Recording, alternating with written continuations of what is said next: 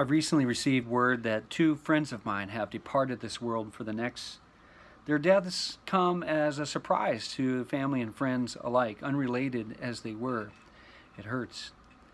It would be inappropriate for anyone to come up to them or you or me at a time like this and hand us a script and say, now that you're grieving, here's your script. Here's the part you're going to play. And we understand there are stages to grief. We're told there's shock, denial, and then bargaining, and then anger, and then depression or sadness, and then acceptance, and then we're just going to get over it.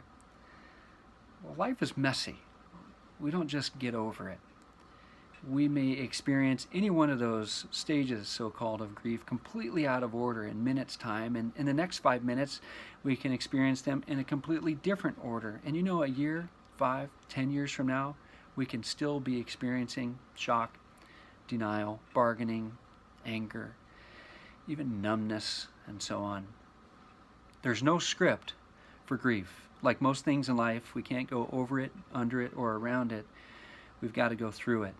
So please allow yourself to grieve. I want to allow myself to grieve. There's no script for it. If you're in the presence of folks who are crying and they're expressing their grief through tears, it doesn't mean that you have to cry as well. It's okay if you do. In fact, that tear, that memory that rolls down the side of your face, if you can do that, man, you need to let that happen. Give yourself room to grieve, regardless of what that looks like. And if you are in the presence of someone who's grieving, I'm telling you, there's nothing you can really say that's going to fix it. There's nothing you can do beyond being there and being present. In fact, the best thing you can do, very likely, is to not say anything at all. Your presence speaks volumes. Here's the thing. If you are in the company of someone who's cold or angry or mean, sad, numb, there's a saying that hurt people hurt people. Chances are, if you hear their story, you're going to find there's very likely a wound there. We all have these wounds.